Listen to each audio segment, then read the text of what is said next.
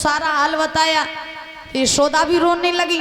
तब तक भगवान कन्हैया बलराम जी के साथ में आए। यशोदा से बोले, माँ मुझे ना बहुत तेज भूख लग रही है, बहुत दूर से खेल के आए हैं, तो कुछ खाने के लिए हो तो हमें दे दो। तो भगवान बोले, क्या मांग रहा हूं माखन रोटी कन्हैया भैया, मांग रहा हूं माखन रोटी कन्हैया भैया।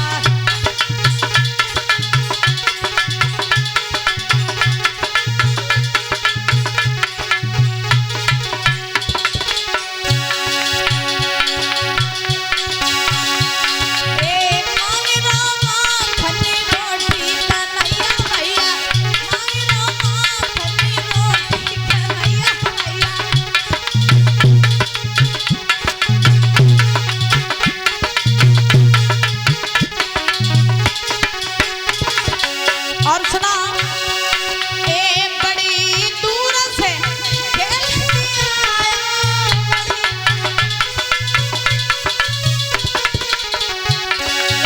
बड़ी दूर से खेल के आया,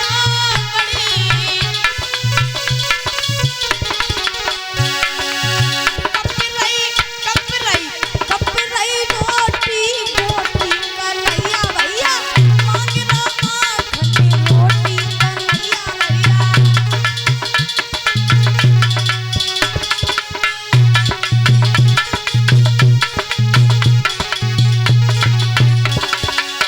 मांग रहा माखन रोटी कन्हैया भैया, मांग रहा माखन रोटी कन्हैया भैया।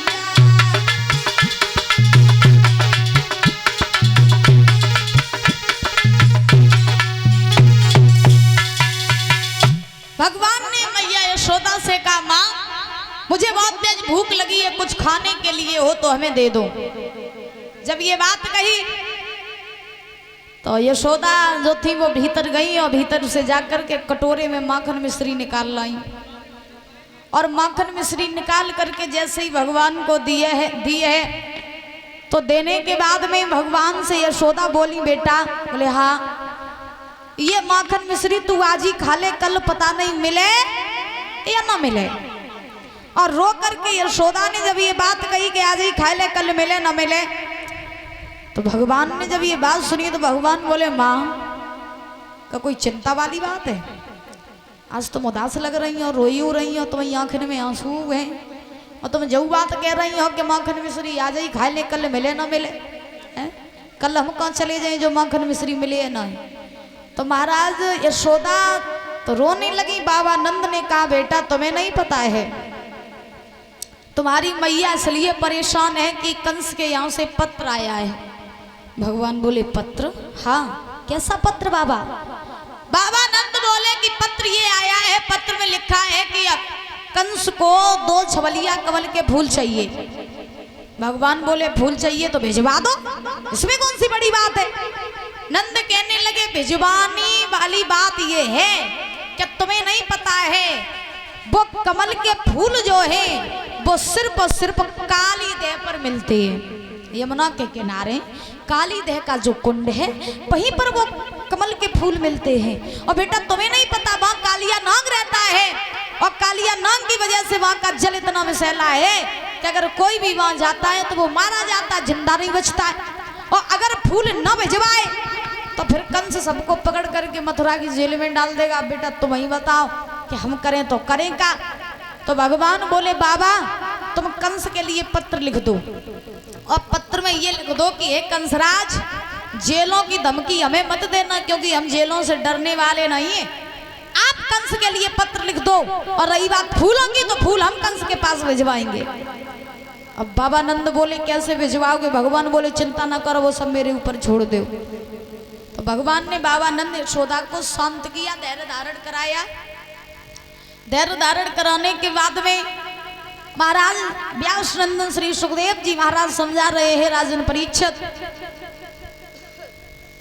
इधर भगवान ने सभी ग्वाल वालों को इकट्ठा किया, और ग्वाल वालों को इकट्ठा करके भगवान ने सारे ग्वाल वालों से कहा, भैया, बोले हाँ, आज ना मेरा ऐसा मन कर रहा है कि कोई नया खेल खेलें। अच्छा परीक्षित जी देखो, भगवान जब इस भूतल पर आए तो भगवान भगवान बन करके नहीं आए। बड़े ध्यान से सुनना, भगवान जब इस भूतल पर आए तो वो भगवान बन के नहीं आए, बल्कि भगवान इस भूतल पर आकर के मनुष्य बन गए। और भगवान ने ये सारे मानव जाति को संदेश दिया है कि जब मैं भगवान होकर के मानव बन सकता हूँ तो आज का मानव मानव होकर मानव नहीं बन पाता है? आजकल जितनी वफादारी जानवरों में है उतनी वफादारी आज के इंसानों में नहीं रही, याद रखना महाराज। हाँ, आजकल के जानवर आपको वफादार मिल सकते हैं लेकिन आज के इंसान वफादार नहीं रहे, याद रखना। भगवान स्वयं ये बात कहते हैं कि जब मैं भगवान होकर के मानव बन गया तो मानव मानव होकर मानव नहीं बन रहा है, एक दूसरे की बुराई कर रहा है। भगवान ने इस भूतल पर आए तो भगवान ने राक्षसों का वध किया, अधर्म को मिटाया, धर्म की स्थापना की, सारे मनुष्य जातियों के ऊपर भगवान ने परोपकार किया कि नहीं किया? लेकिन भगवान ने कभी ये जताया कि मैं भगवान हूँ? है वो तीनों लोकों का राजा, वो जगत का पालनहार, छोटे छोटे ग्वाल बालों में खेल खेल के उसने अपनी जिंदगी बिताई, मानव बनकर के रहा, बड़े के साथ बड़ा बन गया, छोटे के साथ छोटा बन गया, गरीब के साथ गरीब बन गया और अमीर के साथ अमीर बन गया। वो परमपिता परमात्मा आज अपनी लीलाएं कर रहा है। और आज के जमाने में अगर महाराज कोई धर्म को काम करके आवे, यानी 10 रुपया अगर दान करके आवे तो 10 गांवन में खबर पहुंच जात कि आज हमने 10 रुपया दान कर दे, 10 गांवन में खबर पहुंच जात। अगर कहू की नौकरी लग जाए और मंदिर में अगर एक पंखा टंगवाए देवे तो वह पंखा पे नाम लिख दे कि फलाने सिंह को जो पंखा टंगो। हाँ, अगर मंदिर में 2000 रुपया दान करे आए तो पत्थर पर नाम लिखवाए देते कि फलाने सिंह के 2000 रुपया दान में आए। यानी लोग ये समझते हैं कि दान करने से और नाम लिखवाने से तो पता नहीं वो कहाँ के सेंसा बन जाते। बोलिए गोविंद भगवान की।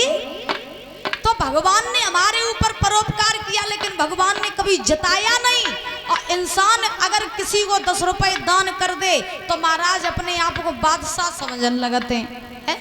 तो भगवान ने सारे ग्वाल वालों को इकट्ठा किया, इकट्ठा करके भगवान ने आज सारे ग्वाल वालों से कहा भैया आज मेरा मन है कि नया खेल खेले।